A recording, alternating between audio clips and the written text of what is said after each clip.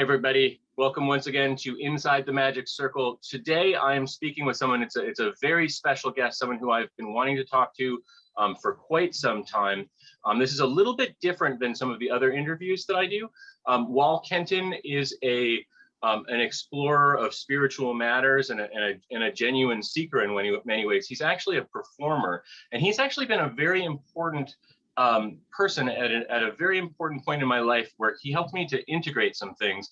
I grew up in an entertainment family. My mother was a musician, my grandmother was a musician, my father was a musician, and I did music, and I did comedy early in my life.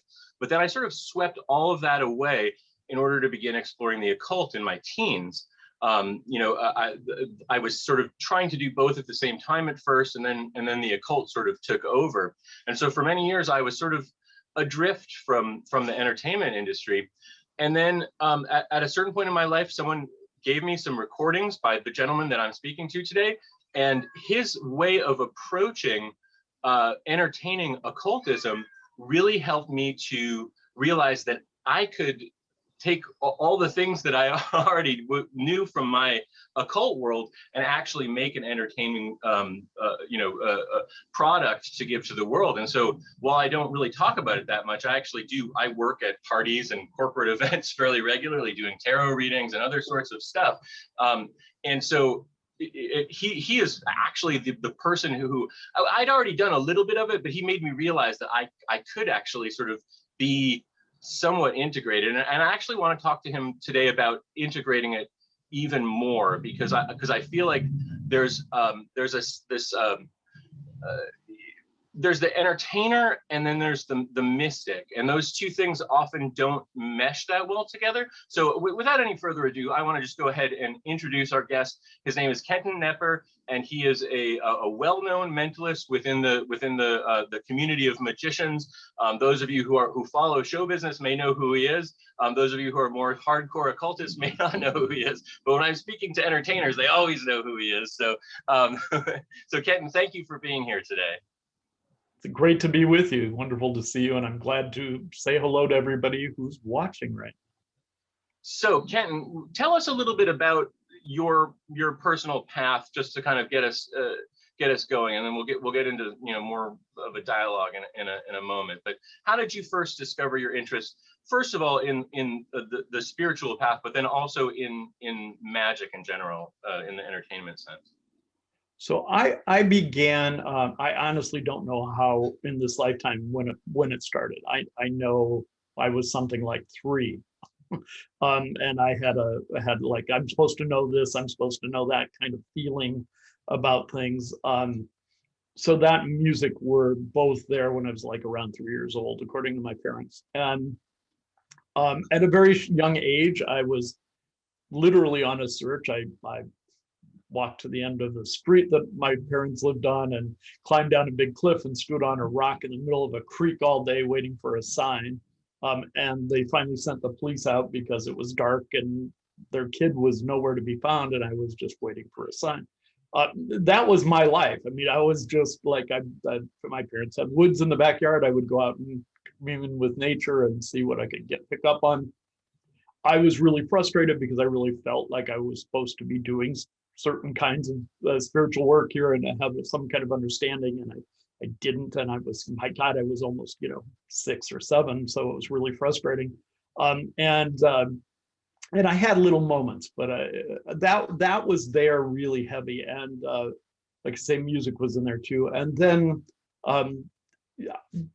being that way, I tended to be kind of an introvert, and so my parents were concerned that I would hole up in the bedroom and not go out. I was fine by myself, which just didn't make any sense to them at all. So they got me to, they spirited me away on a Saturday to go take magic lessons. And something in there clicked right away, which was trick performing magic. And I gave a lecture on the history of magic when I was 8 years old for that class. The history of performance magic, or the performance magic, yeah. So because my teacher asked me to do it, so I went, okay, fine. But what happened was that teacher did an illusion, And the suggestion behind the illusion was, look, if you, once you know the real stuff, you can have a couple chairs or a couple people hold you. You can focus and concentrate. They'll let go and you'll stay suspended in midair. So I went, fine, I'll learn all this trick stuff. It's kind of cool. It's intellectually challenging. I'm very creative. I can make up new things. But I'm waiting for you to tell me the real stuff, because that's why I'm here. And that was the attitude, right? From the beginning was, look, I understand there are tricks and those are cool and it's interesting. And human nature is interesting. All that stuff I like. But I also really am curious about the rest that I feel like I should know. And so that's why I'm waiting for you to teach me that part. The time he ended that class, he was going on tour with, as a musical director for like Peggy Lee or something. And so he goes, well, here, here's, let me teach you about this gimmick, in illusions. And I went, oh, that's a trick too. Well, that's not my answer. So, oh, you mean the levitation was also yeah, a trick? the suspending somebody in midair was that he showed us was a trick too. So I went, well, that's not it. And then I got a hold of some books later and I started reading all these books because I read books at a very early age and got into all this. And I kept seeing hints at people who knew something more, and they would drop these little asides like, well, in the East, they use these symbols, or, well, they know about meditation and this, or in the West, we've adopted this. And I think that's the stuff I need to, that's the stuff, right? Let me learn that stuff.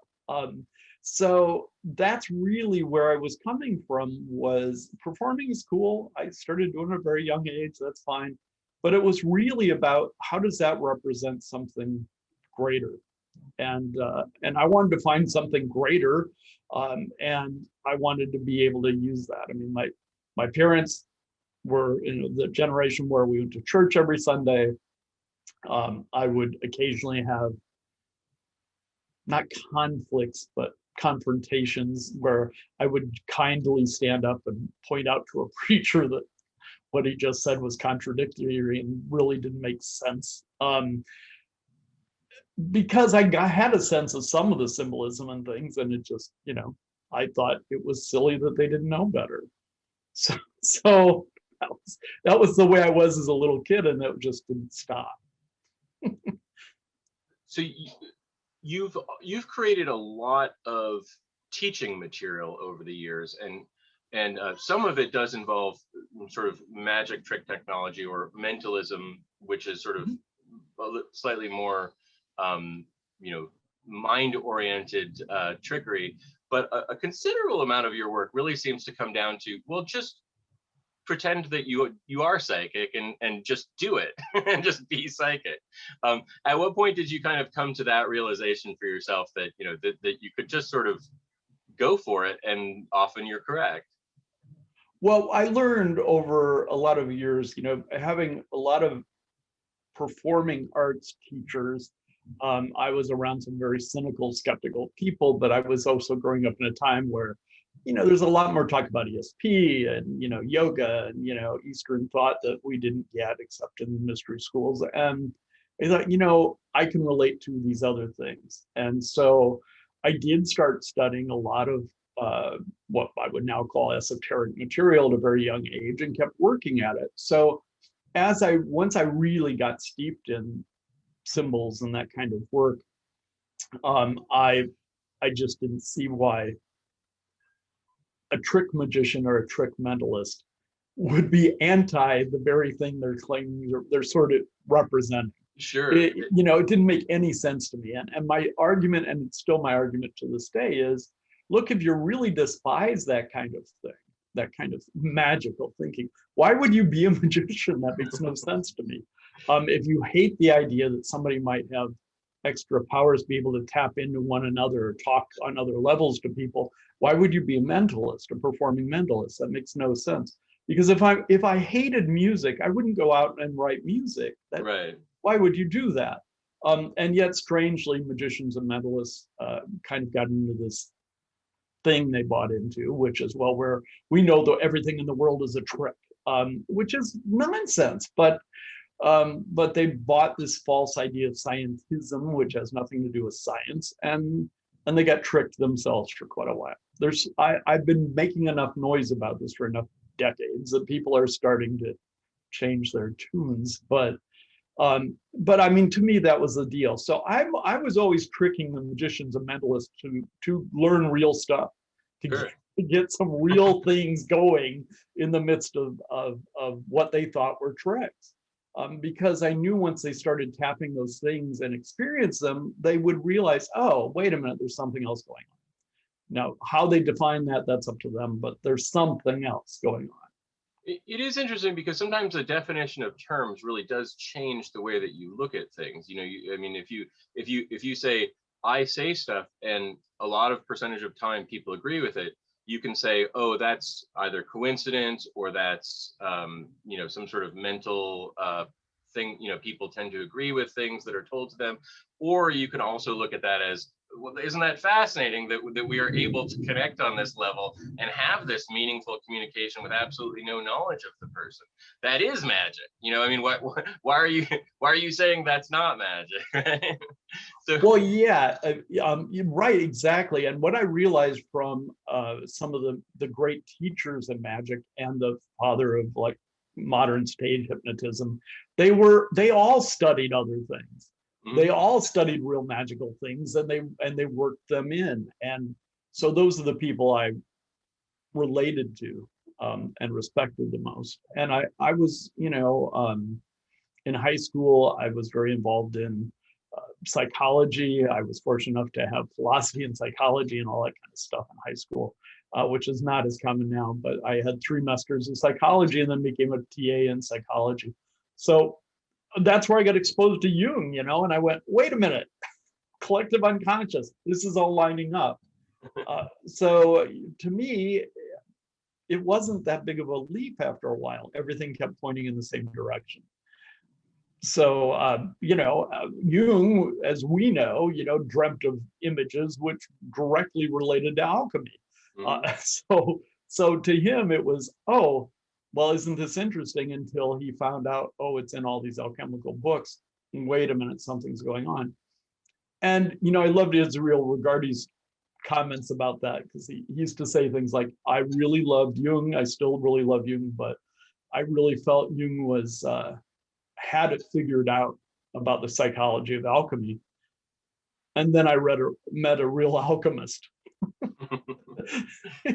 And I think, yeah, that's kind of it. But I still really appreciate all the work Jung did and all the groundwork, you know. Sure. Well, I mean, you know, a lot of people from that time period kind of kept the ideas of metaphysics going in a time when people were more and more trying to shut them out. And I feel like now we're almost too open to some things in some ways, but not all quarters, but you know, there's definitely a lot of sort of magical thinking that may be going in less constructive directions at this point. So yeah, I had to make a Facebook post a couple of days ago where I try to stay out of some of that stuff, but I really just thought, oh my goodness, you know, somehow nobody's taught a huge mass of people anything about discernment. Now, how you can be trained in the mysteries and not know discernment, that's beyond me. But I'm going to have to assume a lot of people aren't really trained. But the lack of discernment is horrific, and so they're buying into all sorts of nonsense that's just crazy crap, and they're getting tricked and they're getting used. And you know, this is always been the tyrants and the manipulative people have been, let's go find out what the spiritual people's beliefs are, and then let's buy into that, because if we do that, they'll think we're on their side and they'll go along with the program, and they're so easy to fool that way. Wake up, right? I mean, look, we're all woke and everybody's sleeping. You know, this is not it. So we really need to be able to discern things and go, is this reasonable?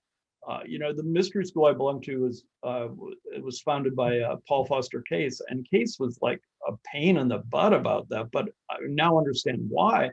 It's yes, we have intuition and we have higher learning and we have all these other levels we tap into, and we have to balance that with the logical and the rational. Sure. And if we don't have that, we don't have equilibrium, and we can't really do things properly. You know? So I was about to ask you, and it sounds like you might have already indicated your answer somewhat. At what point did you discover the tarot, and how did that become an important part of what you do? Yeah, the tarot definitely was the proper use of tarot definitely was due to, thank God, due to Paul Foster case. And I was around tarot. I worked in magic shops, and so we sold them. You know, I saw people with very funny ideas about some of that.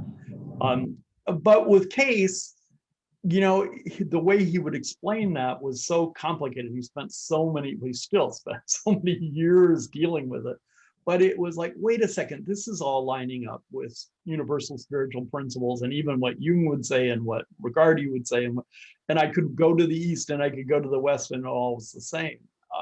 To me, that's what I was looking for. I wanted more universal principles that would apply across the board. And so, yes, my involvement in o.t.a definitely made a huge leap forward in that. And then, of course, as I was built to do, I would see performing magicians take tarot cards out and say the most ridiculous things. And I'd think, okay, I have to find a way to help them understand the real stuff, even though they don't want to know the real stuff. I have to find a way to get them to understand enough that they're not just doing things silly. And so what's the way that you've approached doing that? Well, so I came up with a system, which is kind of what I want to do, is I came up with a system and said, look, here's a beautiful threefold, you know, sheet you can hand people after a reading that they can take home. And if you know nothing, you can open that up, and all the major arcana and the general understandings of the esoteric understandings of numbers in the suits are all there in code, right in front of you. So you can't screw it up. You don't get to go off and make up stuff like, well, death means, well, you know, no, it's sitting right there in front of you. You just check out the thing and it's sitting there and you can't mess it up. And in that way, performers started realizing, oh, these cards mean something a little more than that. I didn't realize, you know, that death wasn't just death, it was a rebirth. And yay, yes, let's, you know. So slowly we're getting people in performers in magic and mentalism to realize I need to be a little more respectful of these symbols. The old adage was in magic and mentalism was, you know, as a performer, look at all these people. They have, you know, the Golden Dawn this, you know, the blah, blah this, the Rana this, there's all this crazy made up stuff. So just make up your own thing. And if somebody says, well, that's not right, just go, well, it's right in my tradition. And all these magicians and mentalists thought they were so clever going to say that. But as any of us who are trained knows, you know, if you hold up the death card and go, well, this is about, you know, an ending, you go, what is your problem? Like, have you not learned anything yet, Johnny, who's performing with his deck of cards? And so, you know, that's the thing, right? We need to get the real stuff into the rest. So, because I call it peeing in the pool, to be crass, right? It's like, look, we're dealing with universal consciousness. It's not okay with me that you want to go pee in my swimming pool, right? You're messing up the waters. That's not what that symbol is, and I don't need you messing with it. Well, the interesting thing about the tarot and other oracle systems, but particularly the tarot, is that it is somewhat easy to not know that much about it and still give a reading that ends up being meaningful, because the images have a lot of sort of potency to them, and the image, you know, the meaning is there's additional components of the meanings of the cards, but the direct meaning still can connect with people in an interesting way. But I have a question for you that's from the other direction. How do you feel about people who utilize the tarot as a person who is a performer and also a practitioner of the, you know, sort of mystical arts with the tarot? How do you feel about people doing magic tricks with the tarot cards? I've seen a number of them, you know, come out in the last few years. And how do you feel about it? I'm not very big on it. Again, it's like, I don't go, hey, take these tutwas, shuffle them up, run around, put a secret tutwa in your pocket. No, Eugene Berger had this way of communicating this one year in New York, and I fell off my seat laughing, and I was crying.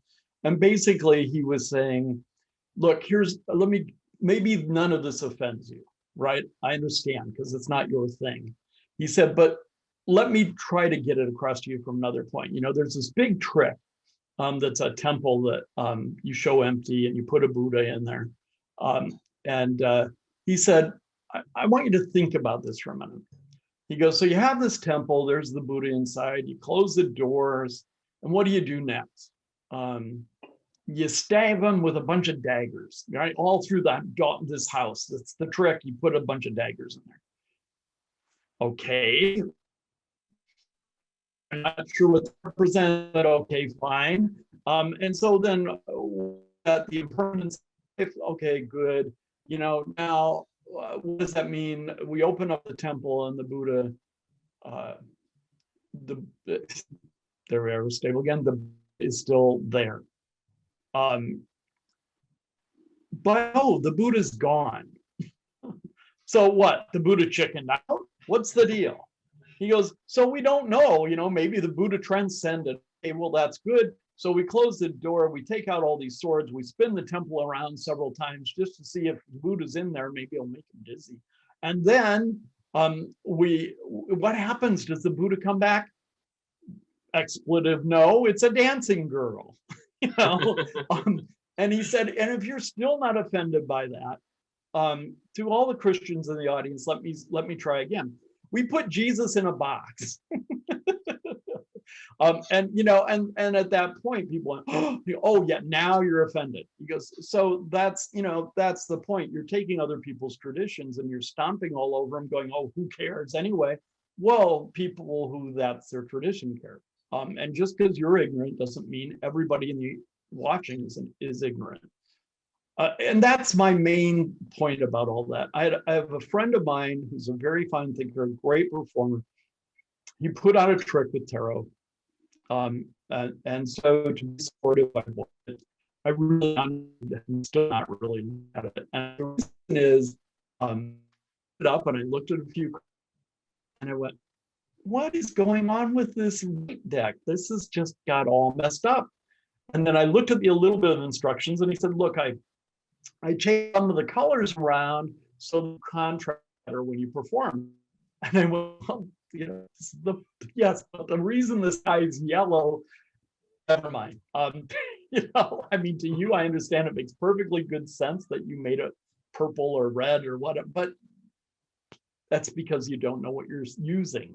You don't know what you're working with. So for me, it's just a matter of, look, you don't have to use everybody's stuff, and you don't have to believe in the things that some of us understand. But if you're going to dabble in those realms, you need to understand enough, or you shouldn't use them. That's all. It would be stupid to hold up $1 and say, look, I have a 50-cent piece. I mean, that's ridiculous. Well, why would you do that with other people's stuff? That's just because you don't know and you're ignorant doesn't mean that you're using them well. So into the slightly more personal here, what do you see as happening when you're doing a tarot reading? What is the process that's happening on a metaphysical level? For me, it is self talking to self. My main premise about anything is the self knows what it's up to. And so if one of its expressions sits in front of itself, that I think of as me, it's there for a reason. It knows, oh, I have the information that it wants in this particular. So the pressure's off, right? It's self-talking to self. And so can you define that a little bit more for me? Self-talking. Yeah. So a greater self, a universal self talking to an individual self, or yeah, like in the Bhagavad Gita, right? The self is the self that's the rider in the chariot. There's the one humanity, the atom, right, of which there's all these little masks or expressions, but it's still that one isness expressed as all these little pieces of itself. So I just figure, or if you want to take it in terms of life, I don't, life knows what life is doing. So life is probably not going to bring, if it, oh, I need some insights about something, as life, I'm going to bring myself to something that has no insights. No, I'm not going to do that as life, right? So I assume that the person has come to me because I have whatever they need on some level, which makes the job much easier.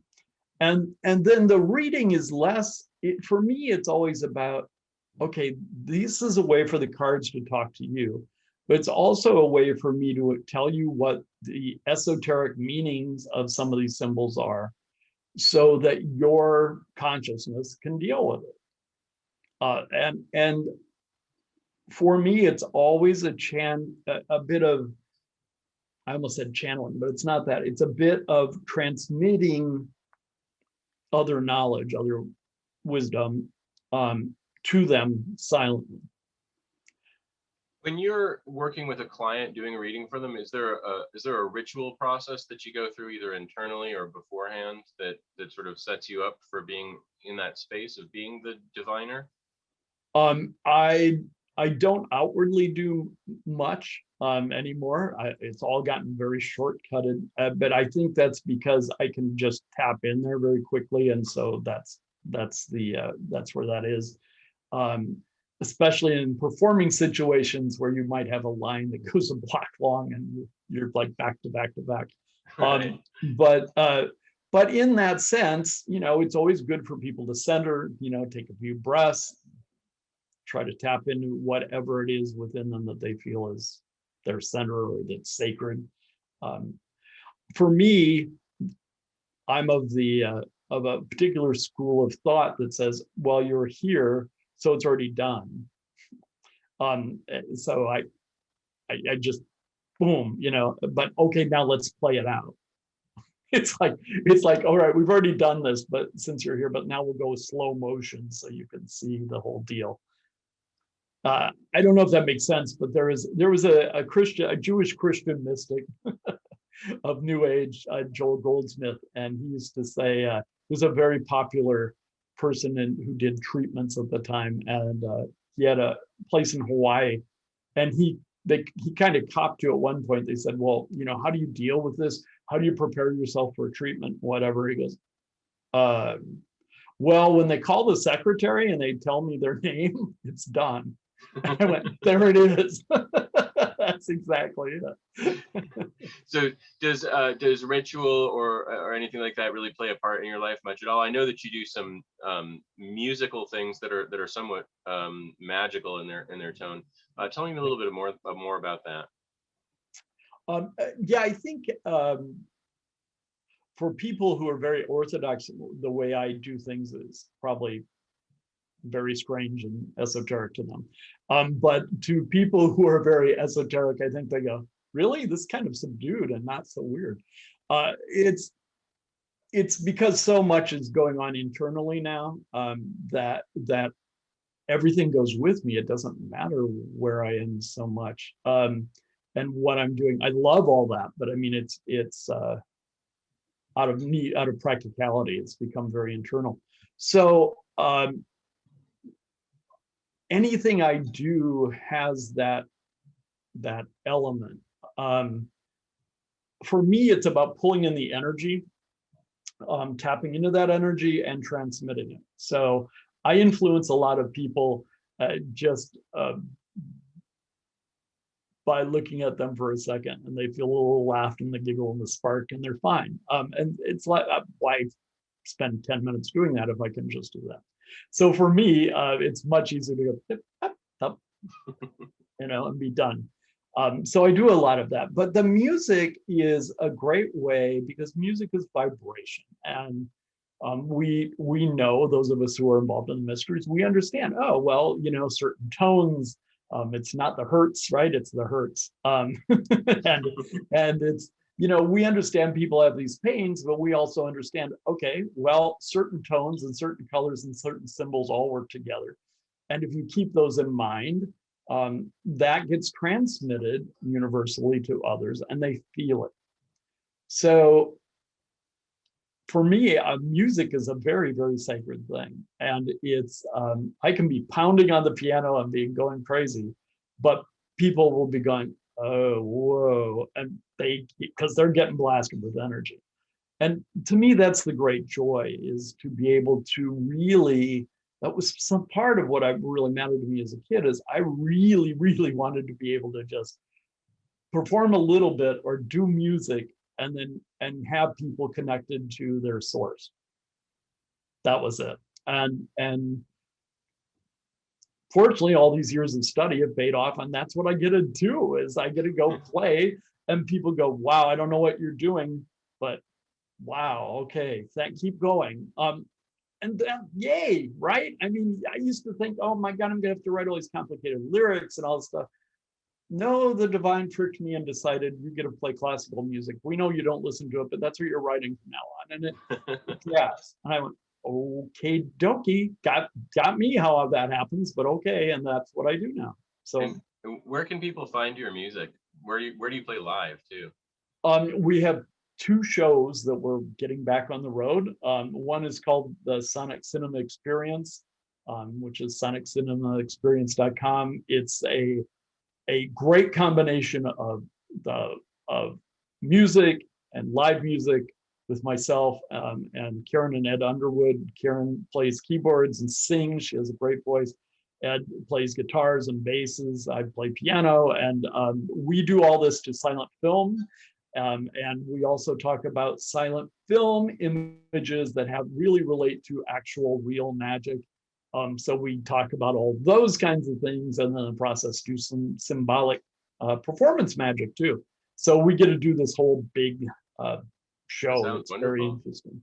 And then the other show is, which is usually the second night when we're on tour, is the piano show, which is just me and a piano and a screen full of symbols, and talking about my experiences and some, spiritual things, and where people they just feel. And, there's not a good way to explain it, but all I can tell you now is whatever takes over, I get to sit down and play the pieces I got given to write and play.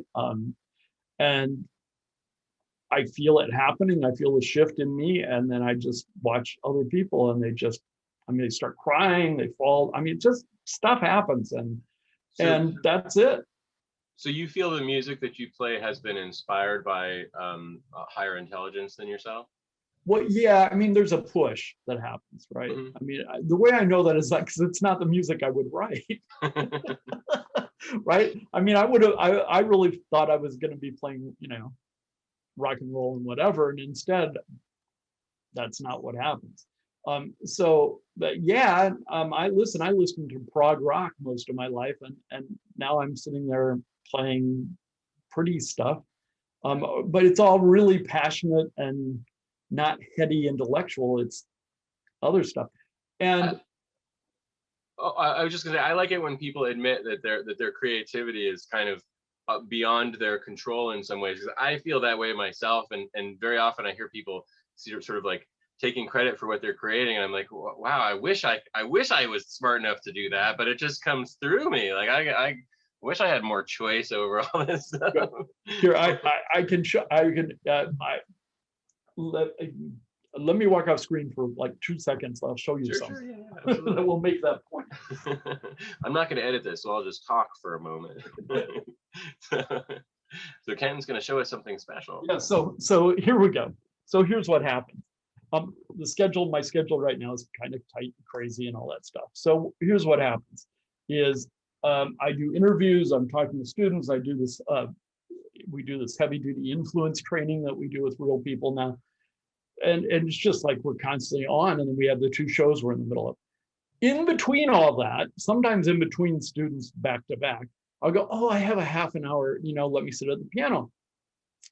And then I have these note cards. And so all these note cards have songs on them that they show up because I sit down at the piano for a second. And it's like, here, go play. So it's like, okay, I'll just play, oh, whoa, that's really interesting. Okay. And it ends up getting written down. And then, 20 minutes, 30 minutes later, I'm on line with another student. It's not me sitting there going, let me figure that out. I need to be doing it. No way. It's like, this is just in the last, like, whatever, 7 months, maybe, I mean, so no, it can't be little puny Kenton person thing. It's just, that's ridiculous.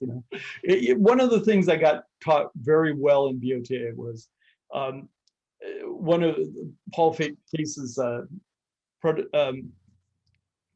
the person who took over for, I lost the word, for Paul Fuster Case, Ann Davies, used to make a big stink out of it. She'd go, "Oh, what a big boy am I," like that. And you make everybody say that. Or she'd say, "Look at me." So you'd get over it really quick, right? And to me, that's kind of the thing. You can't, man, if you think you're doing it, you're going to get screwed eventually. Yeah.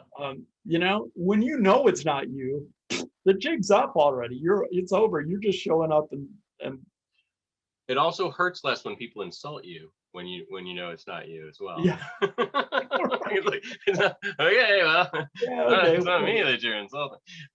Yeah. So how did you discover o.t.a? It was a very funny thing. I was married to someone at the time who had a friend I didn't know very well, but knew a little bit. That friend said, "Hey, I know Kenton's in various things. Does he know anything about this? I don't really study it anymore, but here, take some of it over to him." So you got a bunch of correspondence lessons? So I got some of the early correspondence things. I started looking through it and I went, okay. I mean, this doesn't look like the fake-o stuff I've gotten from other so-called, big name mystery school things. So I went, okay, this is interesting. And so I became a member just to kind of see. And in a year, my life had fallen apart big time and all sorts of stuff had happened. I had radically changed, but all ultimately for the better. And I went, okay, this seems to be making things happen. And nothing that you're saying is the la fizzle, because I refer to certain things I know from this lifetime and probably before as metaphysical. It's not the metaphysal or metaphysal stuff, right? It's like, this is things that line up with everything else in the world. Okay, I'll buy it. And it's really hard work, but I'd rather have that than the superficial nonsense that doesn't really, that distracts you for 20 years and you still go, I don't really know anything. I got fooled again, and to me, when I started reading like little letters that Case would send to Israel, for example, to Regardi, and Regardi would write back and they'd be very kind and compassionate, even if they had disagreements, it was very above board. It was very cool. And then there'd be other ones he would write to, like Amorak or something, and go, hey, I'm a student of this. I'm in my 20s. I know this, and this. What do you think? And they'd write back and go, oh, we can't teach you a thing. This is built for people who need the lesson to understand discernment. Basically saying, hey, we're here to mess with you until you figure it out. Right. And it's like, wow, so I've seen some of these letters and things and thought, well, okay, so I finally stumbled into the right place for me. So I'm just, my thing is, if we can take what we know within ourselves from our studies, whatever our occult studies are, whatever our secrets, mystery schools are, and we take that into every part of our life, people should feel it. You don't have to tell them anything. You don't have to preach. Case used to say, don't dress weird. Because everybody does that, and it makes you look like, oh, look, I'm a spooky, whatever, magic person. And you say, don't do that, because how are you going to be a benefit to the world doing that? He was a concert pianist that his teacher showed up and basically said, hey, you can keep doing that, and you'll do well and everything else, or you can do this and you won't, well, okay, you might have some really tough times, but you'll still be alive. And you'll transmit a lot of good for the world. So your choice. And fortunate for us, he took the path of not playing piano so much and doing other stuff. So I want to hear a little bit about your influence work that you've been doing. You've sort of mentioned it a few times here and there, but tell me more about it. It's really exciting. This is something that for a long time, life has been trying to get me to do. And I kept thinking, there's a big clue, that my little personality was thinking, well, that's not very spiritual. I can't do that. That's not very spiritual. If I find a way to do it, it's very, and then I'd go, why am I broke? What's going on? Like, well, do this. No, I know that making me a lot of money, but no, that's not spiritual. So life had to go boom, boom, boom, pick me up and shake me up a bunch of times before I finally went, okay, here's the deal. You bring me the right person to make that happen, and I'll listen. And the next day I was talking to a student and he mentioned a name and I went, wait a minute, I've heard of that name. He goes, oh yeah, he's really well known in marketing, blah, blah, blah, blah, blah. And I went, okay, see if he wants to take over this with me and then one can talk. It's a long shot. I don't say much about it. Next thing I knew, I had 2 business partners. We were ready to go. So I went, all right, this is what you want me to do. I'll go do it. So basically what it comes down to is I've taken decades and decades of things I know and applied them in ways that people don't have to necessarily have our backgrounds or beliefs, but can use certain aspects of those teachings in ways that are really powerful and helpful, whether it's in a relationship, whether it's business, and you want people to buy a product or you're negotiating or whatever. What I didn't want to do is find ways for more people to screw with more people. Right. So that mattered to me. So what we worked out was a whole system of in a couple levels of how to get people to feel things, to get them to go, oh, okay, I'm get the vibe of that, I get the pull of that, and then say, wait, hold on. And have them go, and then say, now we can talk about, let's talk business. And then people are like, I don't know what just happened, but great.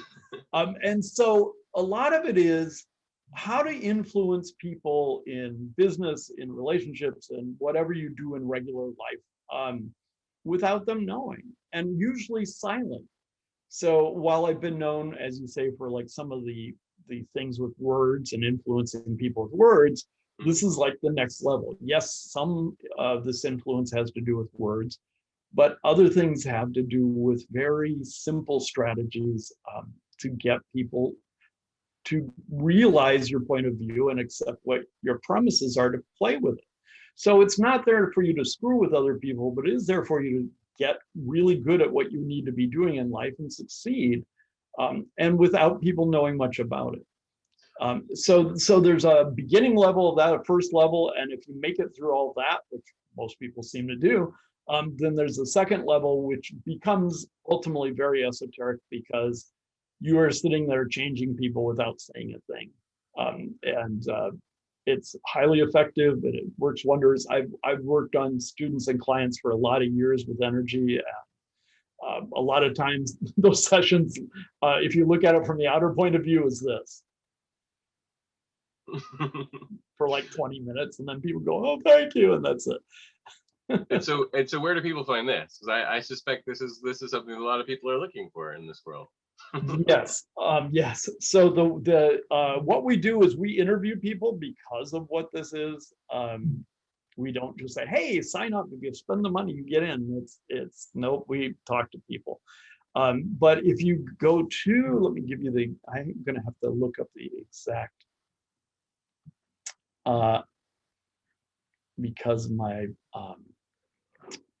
because we're so careful about this, I have to make sure I give you the right address. If you go to silentinfluence@icloud.com, it's just an email. Send an email to silentinfluence@icloud.com and say, hey, I want to know more about this program. If you just put in the subject line, I'm interested with an exclamation point, that will help them sort it out, and I'll make sure and then really what we'll do is just find a time to get together with you to let you know what we're up to, and see if it's a good fit for you, and see if it's a good fit for us. So that's the process. This sounds very fascinating. You've got some like Illuminati vibes going on here. I'll tell you, you know, it's really really fascinating, because it really is what people imagine. It really is, but it just seems too storybook like impossible. And stepping people through all the processes, by the time they get to the second level, yeah, you know, listen, to be able to say to people, look, it's okay, you know, and have them go, yeah, I know. Yay! Why not do that instead of, like, one hypnotist, a friend of mine that was a student said, why am I doing hypnosis now? Just look at people and go, done, and be, they're good. And I went, yeah, I know. But you know, the point is to go through life and do that and help people without them knowing it a lot of times. Sure. And then have it when you need to in business, or you know, whatever. Again, it makes things like playing the piano even different, because I can stop and look at people and go, and they'll go, I'm done, right? Why not do that instead of, or I can talk to you for 15 minutes. You know, it's just much better. So yes. Very exciting, very exciting. I have a question for you though about, okay, so you have studied a lot of esoteric techniques and ideas, and incorporated them in your life, and you're teaching them in this course. You also teach a course on tarot, correct? Mm-hmm. And is that more designed for performers, or is it for anybody?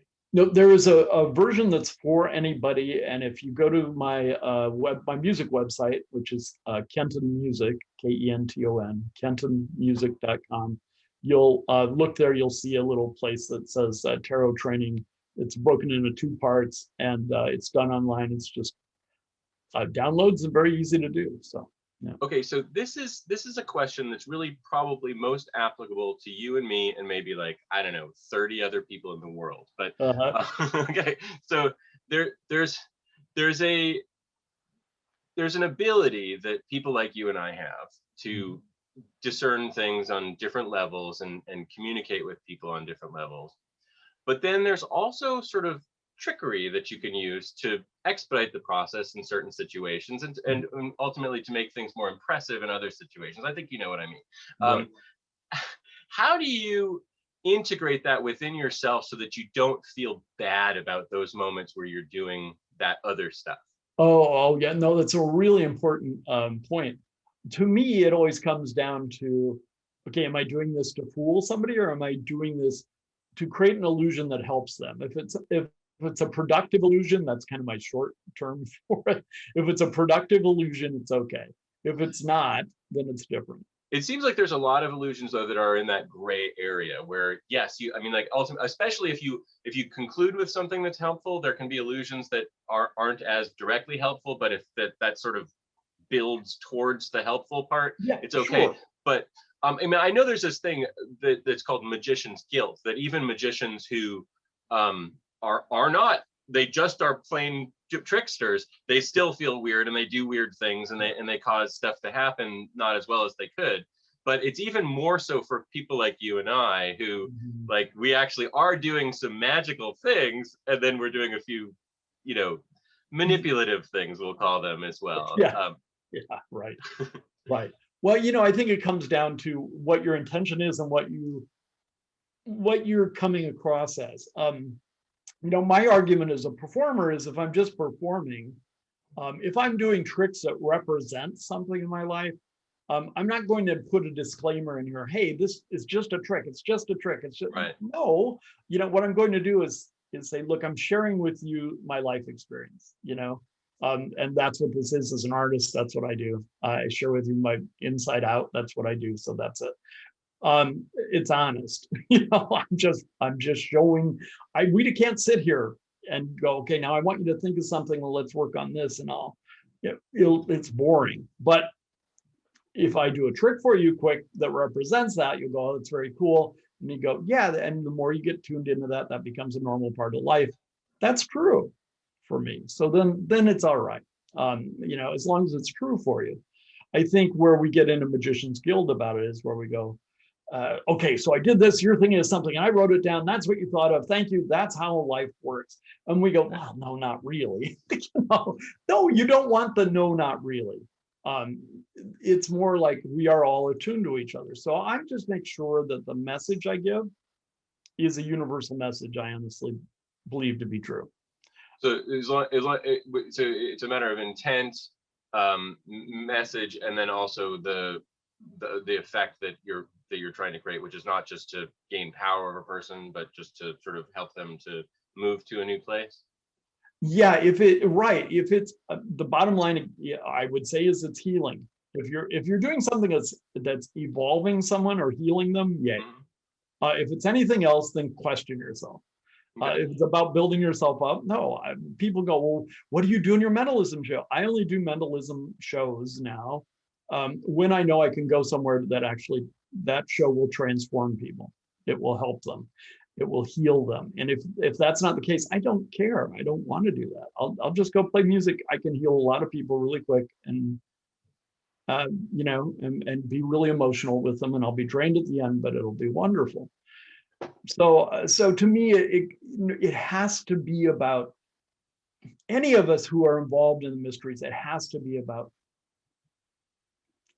am I able to help you evolve? You know, yeah. Whatever I'm doing. I don't care if I'm giving you an ice cream cone.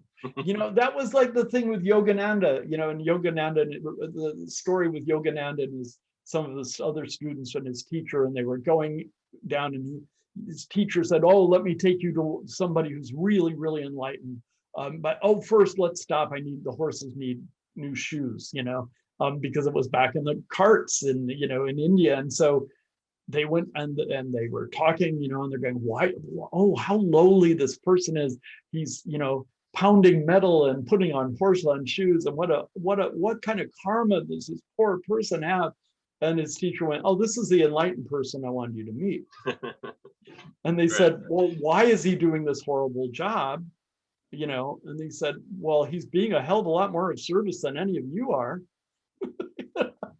So, I mean, this is the thing. If you can put horses on a shoe, if you can sell ice cream, if whatever, and you can still lift people up and evolve them, that's what matters. And ultimately, that's really what the silent influence thing's about ultimately too, is if you can help people evolve and they don't even know, but they come to you going, I need help, yay, right? If I see somebody across in an airport and I see them going, you know, I want to fix it. You know, now there are Buddhist things that are like, well, no, let them have their karma. If that's their karma, they wouldn't have crossed my path. I'll make them smile. It seems to me like magic and mentalism of the performance variety have been growing in popularity in the last few years, and also the interest in esotericism has been growing in the last few years, but they're definitely growing on separate paths. Do you see them coming together more and more, or do you see them going apart more and more? I actually see them coming together more and more again. You know, I kind of took on being the keeper of the flame of some of that for a while, because other people who were in the business who did know some of the other esoteric things weren't going to do that. They had no interest in really being in that position. I was already in a position of being a teacher. I went, fine, I can start slowly educating people about that. And for a while, it really was get out the pitchforks and kill the monster kind of attitude. You were the monster? Yeah. So, you know, it's like, but, you know, over time, I started poking little holes in consciousness about it. Like, okay, wait a minute. This isn't science. You guys keep yelling about this stuff. It's scientism. You need to investigate that. You know, things like that. But I wouldn't say it so much as I would keep dropping consciousness hints. And that took hold. More and more people went, yeah, wait a minute. We're buying whole hog what some of these guys say, and they aren't even scientists. They're yelling at us, but they're not. So it started eroding some of the nonsense, and that has allowed some other people to go, wait a minute, what's wrong with us? Why can't we believe in other things that we believe in and work that in? So now when a student used to make a comment and get like put on the rack or something, I notice, he'll make some comment on Facebook and, immediately get like 7 or 8 likes before he, within the first 30 seconds. And wow, that's a big change. I mean, it's not a lot of people, but it's a big change from where we were. So yeah, I see it moving more in that direction. We understand this in occult work, that it's a pendulum, right? We've been way over here, so it's going to be coming back over here for a while, and it'll get another little sweep back. And it's just the same old same. One of the things that I think is interesting is that as I've studied more and more about the history of magic, not in a performance sense, that there are a lot of indications that people who were genuine practitioners were also using trickery in some of what they did. Certainly, in there's strong evidence for that in shamanism, because there's anthropologists who've seen them doing the trick, and yet they believe what they're doing still, and they believe that it's magic. And I think it's interesting that we have like really cut those things apart from one another. That trickery isn't necessarily, I mean, the word trickery obviously is itself a pejorative, but creating an illusion that is somewhat mechanical is not necessarily an unmagical act. And in fact, a lot of the initiatory orders of the late 19th century, early 20th century would incorporate some sort of magical illusion in the initiation as a part of it, without wanting to divulge anybody's secrets or anything. But I mean, that was a significant part of a lot of even like more silly lodges, because there were tons of them. But they would, like Jeff McBride has a collection of all these weird like scare things that people would have in their lodge initiation. For the Moose Lodge, you'd have like some exploding thing jump at you at a certain point in the ritual, which had the intention of shaking you out of your normalcy and making you more congenial to joining the group. And so it had a genuinely magical effect. And I think it's interesting that we've kind of divorced those two, that like if you do a magic trick, you can't be doing anything real, or vice versa. It's not necessarily in conflict. It can be. Oh no, not at all. In fact, that's one of the things my students learn in my inner sanctum for performers is simply look, magic is symbolic. And the things you think of as props, whether it's a deck of cards or a silver tube or whatever, those are symbols. Now, just because you don't know that and you're ignorant of what the symbols are, doesn't mean they're not old magical symbols. They are. And once you understand that, then you can use them appropriately. Then you can do the trick and go, well, I'm showing you the whirling motion. And now I'm showing you, what happens when you go back to an Akashic state, right? Now I'm showing, when you know that and you perform, it's like, right? Now the trick's a whole nother thing, and every prop you touch and it means something more. It was just easier to be stupid about it. I mean, let's be frank, right? It's just easier to be stupid about it. Why do I want to think of a box as Prakriti, or the universal womb that's empty, that's slowly coming down and condensing into form, right? But that's what it is. Look, the box empty, bloop, stuff. I mean, that's it. At the same time, a lot of magicians going back hundreds of years were kind of thieves and con artists as well. So I mean, there are definitely those. Listen, there are a lot of atheistic performers right now who are thieves and cons and all sorts of crap too. It's not one side or the other. That's true all across the board. You are right that there are native of lots of different native, and every culture, native tricks that have to do with part of a ceremony that are very powerful and important. We've got, oh, well, that's the Keller tie, or that's the, oh, that's escape from a pole trick, or whatever. But no, it's an important, spiritual ceremony that many hours later, this thing happens. In its context, it changes our psyche. And I think that that's what it's about. If we recognize, oh, if we're using these tricks in a way to shift people's psyches to a higher level, great. Or we can use them to be hyper cynical about everything and think everything's a trick in life, which, okay, there's a sect of magicians and mentalists, that's their job, right? That's what they do. But just because they do that doesn't mean that's all there is. And there's nothing wrong with the other pole doing what they do too. I think the problem comes in if you're doing a trick and you're being deceptive. In this day and age, that's going to be a problem. Somebody's going to expose that you're doing a trick. And then at that point, your message is lost. But if you say, look, this is a representation of things, right? This is a symbolic act. And then that's what it is. And they go, it's a trick. You go, it's a symbolic act. You know, I mean, oh, it's a trick. The notes on the page aren't really the music. Yep. That nobody cares. You know, it's like, no, dude, no, we understand that, but this represents the music, right? Yeah. The props represent the magic.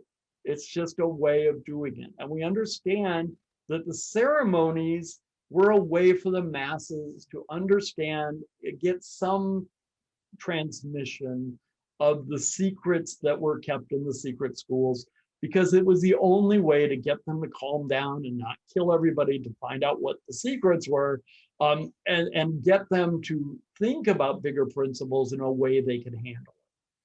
That is still true of entertainment. We're just too ignorant to know some of what's going on. Sure. Right? And there's a lot of magic that people are doing with their performances, not magical performances, that they don't recognize how much sort of magic they're putting out into the world either. So absolutely. You know, I still think it's very funny, and this is something we address a lot in the Sonic show, is, you know, there are a lot of poses, including some very dear atheist friends of mine who are mentalists, which, never mind that conflict, but, you know, they all their poses are, you know, and it's like, why are those your poses? Why, that's the thing, you know, getting in your mind. Okay, let's go back to mesmerism. I'm pre-mesmerism. I want to show you some photos. Let me show you some illustrations, right? Because it's the same thing. Why is that?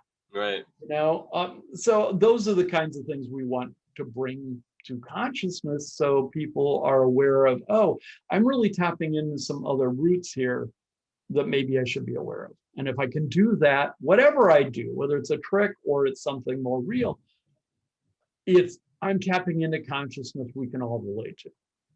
All right. So I don't want to keep you forever here. I'm sure I could talk to you literally all night long. But we'll do that some other time. Yeah. Let everyone else go back to their life, wondering at the powers that we have at our disposal, that are actually not powers that are either of ours. both Kenton and I acknowledge that in here, that like all that anyone is a conduit of something else. But if you were to give a piece of advice to a young person who's either considering a performance magic career or an esoteric pursuit career, and maybe you should give two answers to this question, what would be something that you'd advise to avoid stumbling blocks and to sort of get forward as efficiently and well as possible? Well, the bottom line for both is to be educated. The quest, of course, to be educated is a tricky one, and it's difficult. In trick magic, you know, the way not to be educated is to buy every trick that comes out, because that's just making somebody else money and making you lose it, and you probably aren't learning a whole lot that way. So in that tradition, find books or PDFs now of the books, and read some of the old things. And yeah, some of that stuff is, you're going to go, oh, that's so old, that's weird. They'll sell you that same stuff next week, so you should read it first and learn where it comes from. Is there? Do you have a recommended book that has a lot of good stuff? Well, I mean, if you're looking at mentalism, go to the Jinx. I mean, if you go back to the old Jinx magazines, there's a plethora of stuff there, and you'll learn like some of the fights that went on in mentalism back then too, and some of the key players, and that will make you a little more educated about what people try to sell you now. Some things you might think, oh, that's stupid, old, whatever. You know, why would nobody uses a glass rod to stir their coffee. That's ridiculous. That trick, stupid. Uri Geller took that trick and made it his whole career. So just go through the books and read really carefully, and you will be inspired to do some really interesting things that people aren't thinking about right now. Always go for old books, because that's not where anybody's looking. You know, and then if you can, get a teacher. And that's, for me, I was fortunate to have lots of different teachers, and yeah, it costs money, or yeah, you might have to work on somebody's show for no money and all that stuff, but pay your teachers and get some well-known teachers. It will blast you through so much faster than you trying to do it on your own. And the other thing to do is go do. You can think forever. If you don't go do stuff, you'll never learn anything. So go do. When it comes to esoteric work, same thing. Read a lot, find a good teacher. This day and age, it's a lot easier to find out the history of a lot of the schools that are out there. So find out the controversies, find out what people like and don't like, find out where the BS is, because there's a lot of it. And then sift through until you find a couple places that seem sane to you, and then go try them out. And if you're like me, you will try them out, and then you'll disregard them in a year or 2 or 3, and then you'll find another one. But eventually you'll find a place where you go, there we are. And it's worth the journey. That's always a journey, and you're just trying to remember what you know.